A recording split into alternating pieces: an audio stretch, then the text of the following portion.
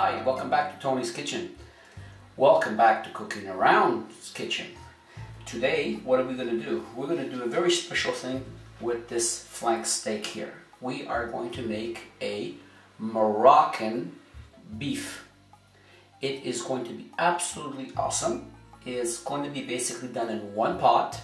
And just like the Moroccans, when they're hungry, they want beef, and they want the beef marinated properly.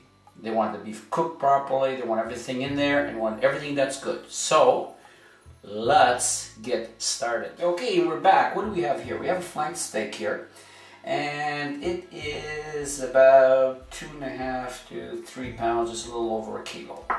You know, a little bit more, a little bit less. It really doesn't matter. And what are we going to do? We are going to cube this beef.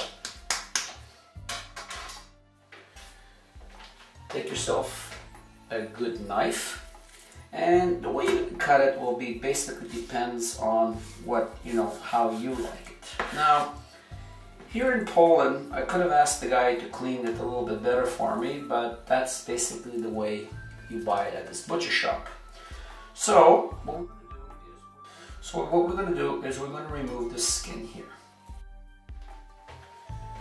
And now that I got all that back skin off, we have 3 beautiful portions, and what I want you to do is I want you to cut it across the grain, just like that, and basically I want you to cut it in chunks like that. Okay, and we will be back. Okay, we're back. We have it all cut now. Now what I want you to do is I want you to take a kitchen towel and I want you to dry the meat completely. I want it completely dry, and we'll let that sit for a couple of seconds there. Now you grab yourself a handy dandy bowl like this, and I want you to grab yourself 3 tablespoons of cornstarch, and I'm going to put that inside there, just like that. And now we take our meat and we put our meat inside the cornstarch. And now we take that and we just move that all around and get the cornstarch to go all over the meat until it all turns white. So just keep on stirring. Don't worry about the mess. It just shows people you know what you're doing. And that is what we want. And now what you do, grab yourself a smaller bowl here. And I'm going to use my famous pimento sauce. You can see that on another video. If you don't have this, you can use another type of hot sauce, or you can even use ketchup. So I have in there about, say about 2 tablespoons. And now we take our soya sauce. And I would say put in basically about, I don't know, 1/8 of a cup. You can put more or you can put less. It just depends how much you like soy.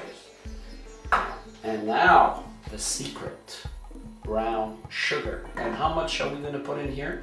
Well, I'll tell you right now. We are going to put in about 1/4 cup of sugar. Now I just eyeball it. You know, I've been doing it for so long that I really don't take the measurements anymore.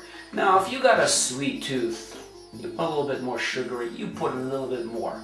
If you don't like too much sweetness, put a little bit less. And we got that there. And now we take that and we stir that all around. Now you notice I didn't put any salt in here because my soya sauce has salt already in it.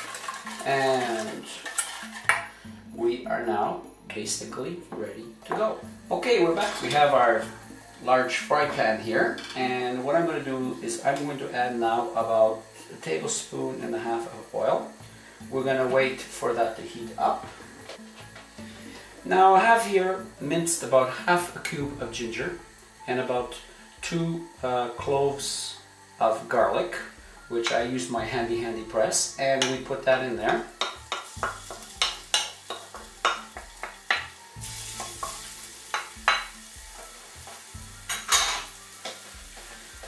Now I have the heat here on a medium, and I am not going to overcook this ginger or garlic. I just want to incorporate it into the oil like that, so it's not going to be here more than 2 minutes. So keep on moving that around because the fry pan is hot. Keep on moving it around. Some sticks to the bottom, don't worry, just be there for the next process. And now we take that and we add it to our other mixture.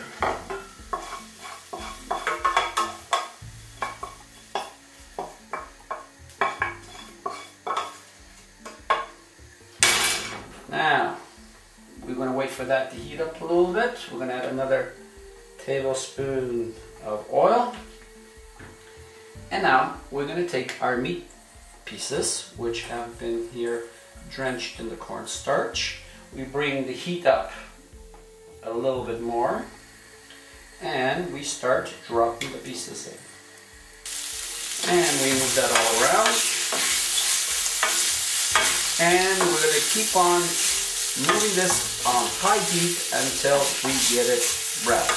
Now you can also do this in a wok if you want, but you know something, I'm not walking around today, so that's the way I'm doing it. And we will be back. Okay, now you can see it's all brown and looking really, really nice. So now at this stage, what I did was I chopped some green onions, and just the white onion part I want to put in there now. And we're stirring that all around. And that's starting to look awesome. Don't worry about the liquids in the bottom sticking. It will all undo itself in time. So now what we're going to do here is I'm going to take 1/4 cup of water and put that in there.